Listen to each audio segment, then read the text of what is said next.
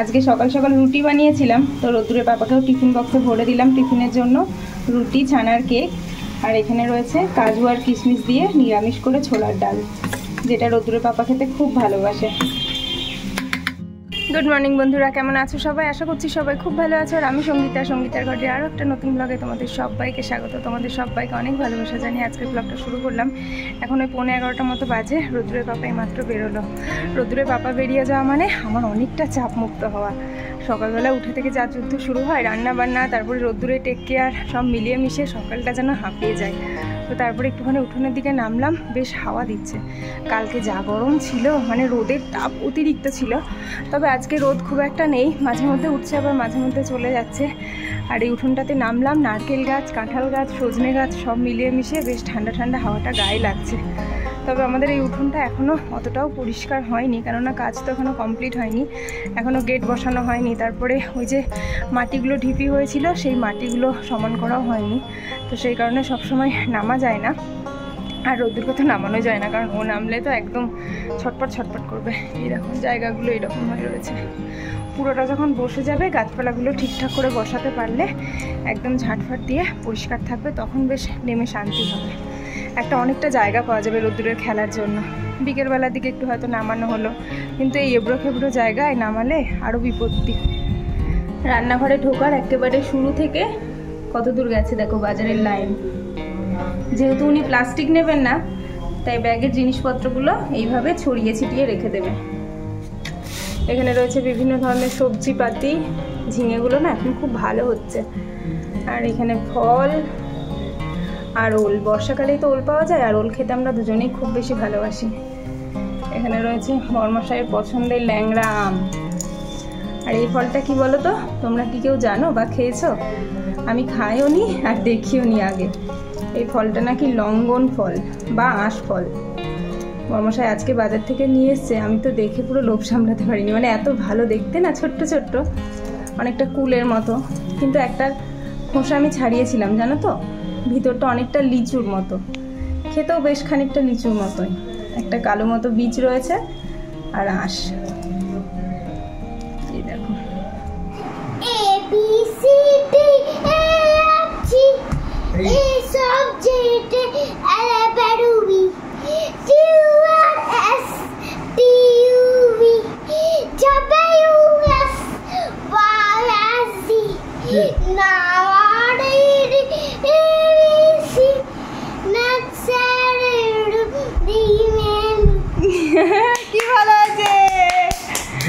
সবজির ঝুড়িটা ভালো করে গুছিয়ে হাত মুখ ধুয়ে তাড়াতাড়ি করে একটু খেয়ে নিলাম সকালের খাওয়াটা।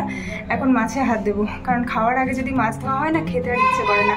মানে নখের মধ্যে থেকে, হাতের মধ্যে থেকে মনে হয় যেন আষ্টে গন্ধটা যাচ্ছেই না, যতই সাবান দিয়ে ধোয়া হোক না কেন। তো এখন শান্তি করে মাছটাতে ধুয়ে নেব, তারপরে রান্না বসাবো দুপুরবেলাটায়।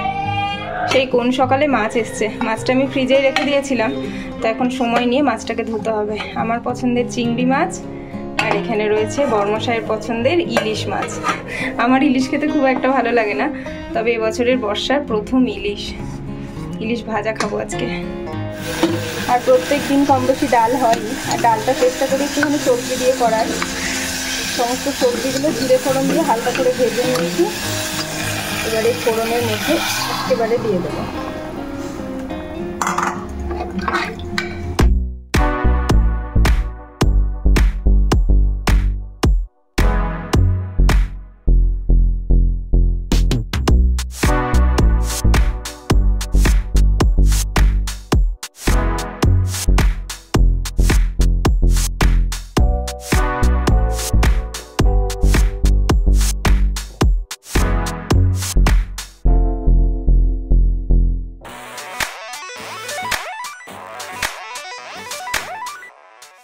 সকাল সকাল ওয়েদার নিয়ে কত ভালো ভালো কথা বললাম, মানে এত প্রশংসা করলাম, তেনার বোধহয় আর সহ্য হলো না।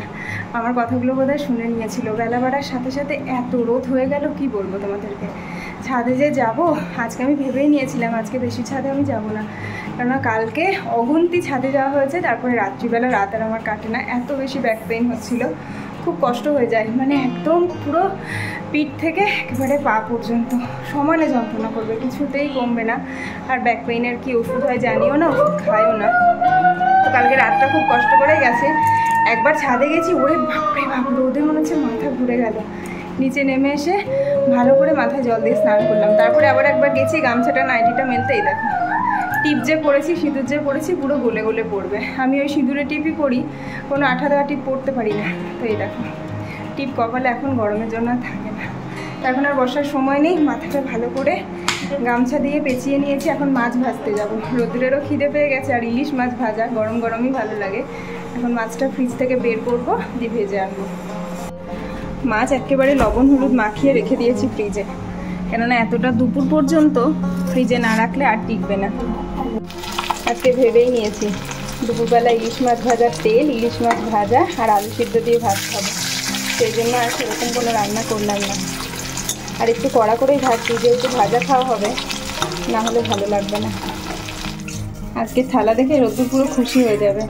সবজি দিয়ে ডাল রয়েছে, এখানে রয়েছে আলু সিদ্ধ আর গরম গরম মাছ ভাজা। আজ হঠাৎই বৃষ্টি নেমে গাছগুলোকে স্নান করিয়ে দিয়েছে। 4টের দিকে বিনা মেঘেই বজ্রপাত বলে না, সেই রকমই বিনা মেঘে বৃষ্টি। তবে বৃষ্টিটা হয়ে ভালোই হয়েছে। বিকেলবেলা যে বর্মশাইকে গাছে জল দিতে হয় সেটা আর দিতে হবে না। প্রতিটা গাছ স্নান হয়ে গেছে। আর বৃষ্টি দেখো ভালোই হয়েছে, এই দেখো কত জল জমে গেছে। আর আমাদের সবেদা গাছটা কোথায় রে বাবা? এই দেখো আমাদের সবেদা গাছে ছোট ছোট কত সবেদা এসছে। দেখো যে বড় সবেদাটা ছিল 2 দিন আগে তোলা হয়ে গেছে। এত ভালো না খেতে, ভীষণই মিষ্টি। আবারও আশা করি অনেকগুলো হবেই। দেখো ছোট ছোট কত কুড়ি এসছে। আর আকাশে দেখো কত ফড়িং উঠছে। রোদ্দুর বলছে ও মা এগুলো কি উঠছে। আর এখন এই বর্ষাকালের আকাশ না কখন যে কোন রূপ ধারণ করে, দেখো কি ভালো লাগছে আকাশটাকে দেখতে। কত ফড়িং রে। এই দিকটা হচ্ছে গিয়ে নীল আর সাদা, আর এই দিকটা দেখো, এই দিকটা আবার কি ভালো লাগছে দেখতে। মনে হচ্ছে যেন কি, ফড়িং কিছু করে না, ফড়িং করে না, ওদের ফড়িং দেখে ভয় পায়। দেখো এই দিকের আকাশটা দেখো কি সুন্দর গোল্ডেন কালার লাগছে।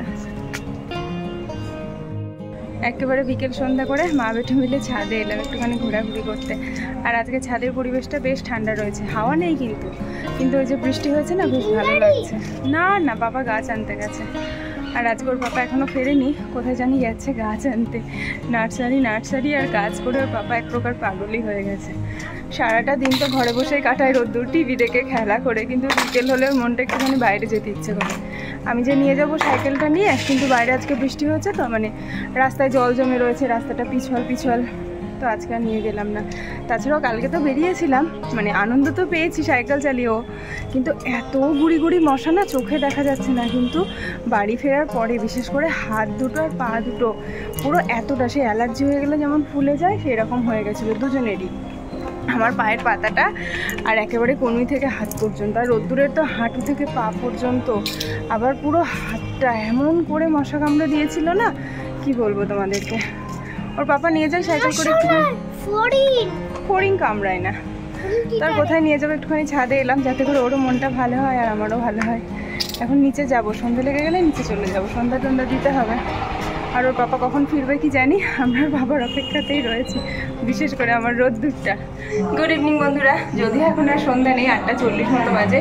রোদ্দুরের বাবাই কিছুক্ষণ আগে বাড়ি আসলো, মোটামুটি আধ ঘন্টা আগে, তারপরে ফ্রেশ হলো। আর বিট্টুবাবু আজকে এসছে সন্ধ্যাবেলা, আজকে মঙ্গলবার করে ওরা আসে, তো একটুখানি খাওয়া দাওয়ার আয়োজন। খাওয়া দাওয়া বলতে চাউমিন দোকান থেকেই নিয়ে আসলো ওরা দুজনে মিলে, আর সাথে রয়েছে কোল্ড ড্রিঙ্কস, সেটা এখন দেবো, গরম না হলে তো ভালো লাগবে না। আর বর্মশারও খুব খিদে পেয়ে গেছে, আজকে চাও খায়নি, বললো কোল্ড ড্রিঙ্কস খাবো, সেই জন্য আর চাও খায়নি। ঝটপট করে ওদের চাউমিনটা সবাইকে দিই। আমাদের সবাইকার চাউমিনটা সুন্দর করে প্লেটে বেড়ে নিলাম। আর রেস্টুরেন্টের চাউমিন না একটা আলাদাই সুন্দর গন্ধ, যেটা খেতে কিন্তু বেশ ইয়াম্মি লাগে। আর এখানে রয়েছে কোল্ড ড্রিঙ্কসটা, খাওয়ার শেষে একেবারে সবাইকে দেবো।